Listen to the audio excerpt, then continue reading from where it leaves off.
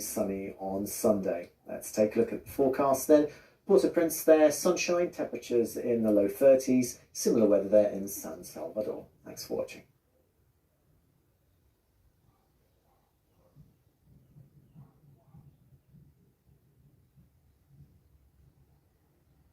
This is frontier country. Broaden your horizons. If this is what being a 21st century nomad is all about, sign me up. Caribbean's relationship with the seas are changing. And deepen your understanding. What must it have been like for them, not knowing whether they were going to make it? How important is this region? If something starts changing here, we see the change all over the world. This is just incredible. The Travel Show on BBC News. In a world where media is evolving faster than ever before, Where stories are shared in bite-sized portions. influencers change minds. And news arrives in an instant. We hear from media insiders on their perspective on the world. And uncover the stories behind the latest trends. Join us for the Media Show on BBC News.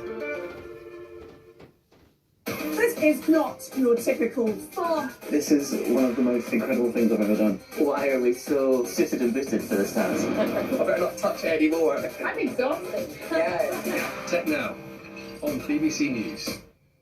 Well, it's funny because I feel like in the last maybe 20, 30 years, I've been less like this. Like, I feel like I look at this little girl and I'm like, oh my gosh, I was so like confident and spunky and I had all this like energy. And then I feel like after about like 6, 7, 8, I became a lot more shy and quiet and reserved and introverted. And I feel like I hid a lot of who I was. And I feel like it took me 40 years to bring back like this little girl.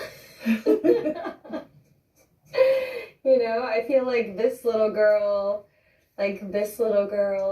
was before anyone had told me that I couldn't be this. You know? And this is my favourite one. Apparently. This is 20 years ago, my very first headshot.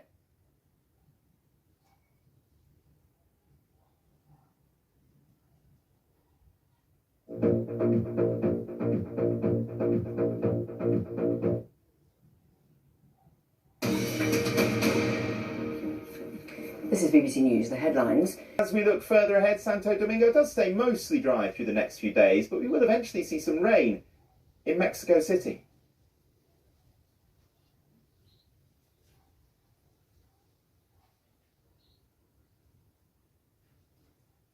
The girl who walked into the BBC in 1999 as a trainee would not have believed the experiences that I have had.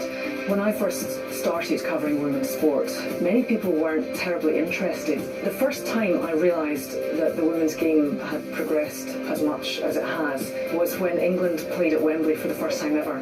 Wembley Way is packed with supporters. We just walked down there to get to the stadium, to turn around and look around that stadium, packed out.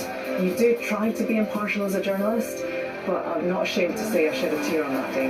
They had achieved something every little girl now dreams of. Representation is incredibly important because you've got to see it to be it.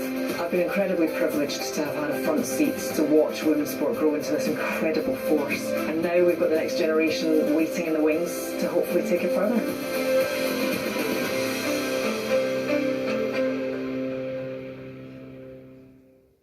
If you love tennis, we've got everything you need to stay informed, with live scores, on-the-ground reporters, and analysis from the global tours. Visit bbc.com/tennis. I'm Anna Foster from the Today programme, and this week we're in Iraq. Life here in Iraq today bears little resemblance to the country that I first came to back in the late noughties, when I joined British forces to report on the troop surge by them and the Americans to try to crack down on the country's increasingly violent insurgency. But now here in Baghdad, the sound of gunfire and roadside bombs has given way to the noise of construction. There are skyscrapers and luxury apartments being built. I was most recently here in Baghdad in 2021, covering the political crisis that was triggered by the last set of elections.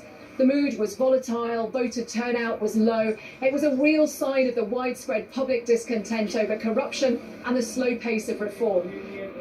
Elections in Iraq have often led to confusion and infighting that lasts long after the final ballot has been counted. I'll be looking at just how much the ghosts of Iraq's violent past still haunt its political present.